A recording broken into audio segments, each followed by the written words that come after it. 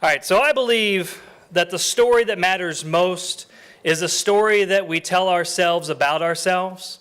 And I think that that's as true for cities as it is for individuals.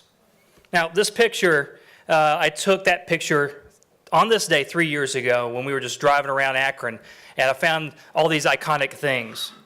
When we first moved here, however, I expected it to look a lot more like Rubber Factory, just a bunch of abandoned factories and industrial ruin and stories about people leaving the city of Akron like they had the Rust Belt in general. But it didn't take long for me to see something else. Even if that old story lingered about this being a place that you leave, a place that you're from, another came up. That Akron is a place that you're proud to call home, even if, and maybe especially if, you don't live here anymore. But I wasn't tapped into that love of Akron because I wasn't connected to anything. And my days at that time from 4 a.m. to 1 p.m. were spent in Cleveland, posting web stories intended to agitate or upset you, stories that were often about the worst day in someone's life. I mean, there were bright spots like this, but I wasn't all that happy. And for a year, this gnawed at me. I mean, I could feel that my people were close, and I wanted to connect with them. I'm talking about the freaks and weirdos, the creatives, the people who give a city its character. So I did what any responsible adult with a spouse and a child would do. I quit my stupid job so I could pursue my purpose. Yeah. Now, this is from Lunar Baboon. It's a cartoon, a comic strip that my friend Baby Jesus, that's a real person, introduced me to. And it perfectly illustrates what I saw when I looked at Akron. It's a bunch of people doing their own thing, fenced in and alone. Now that's a metaphor, by the way. I wasn't looking in people's backyards. Now, this next panel is my vision for Akron. This is what I want us to become. Some people are already doing this, others have for a long time. But I want us to make a big-ass treehouse and start playing. And that's why I started the Devil Strip. So I do want people to go out and find cool events. I want them to pick up the magazine and get into local art and shop local and get into local music. But I don't think there's any good in all that unless you're connecting with anyone, unless you're connecting to someone. So I feel like my job on this planet is to find my people and to help you find yours. And to do that with storytelling. So Tessa Reeves is someone who thought her, you know her? Yep. Thought her dream job was in New York in the fashion industry, but it left her so miserable that one day she couldn't get out of her bed. And she's the kind of person that needs to do something for other people, so she founded Neighbors Apparel. And now her story tells others that Akron is a place that you choose, a place that you can pursue your purpose.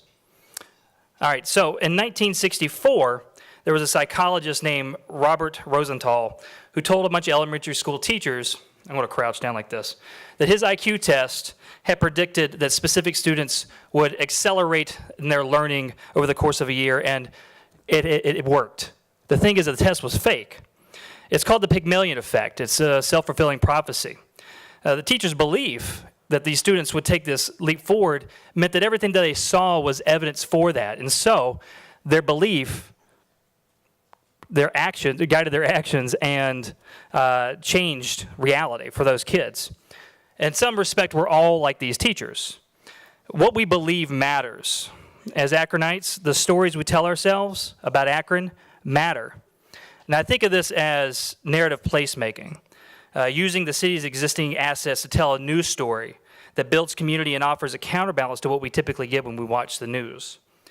Some of these community assets are the more than 100 people who have contributed to the magazine, writing, taking photography. There are a bunch of these people here tonight. You can raise your hands.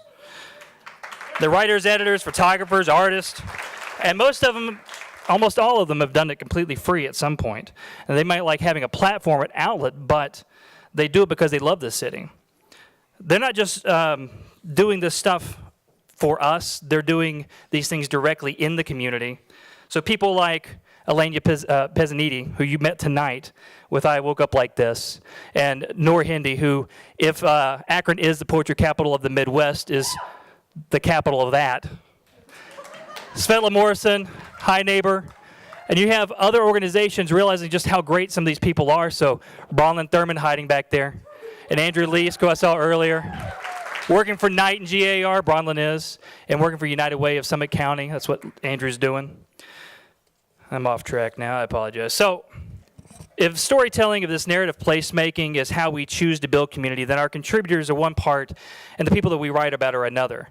Now, I keep saying creatives, and I do mean musicians and artists, but it also means small business owners. I mean the people who've, there you go, holla.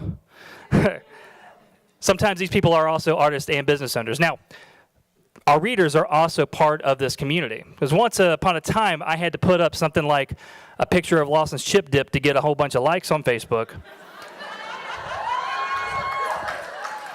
Kind of blew my mind when that happened. It's just a picture of dip. But now, I could put up a picture with a story about people like Melissa and Corey who want to start in Akron something like Westside Market, and it does way better than that. So this market is better than Lawson's chip dip, is the short lesson here. But this is what community looks like, all right? This is one of my favorite writers in Akron. His name is Mark Schweitzer. He says, the new generation doesn't see what it used to be here. They don't care about what was lost. All they care about are the new opportunities to be found, all the better. So you can come here with your own vision and help create it. So we are all about building an audience, but that's because we want to turn you into a community. So you might just see a magazine when you pick up a copy of the Devil Strip, but I intend it to be an invitation for you to come find your people so we can make shit happen. Thank you.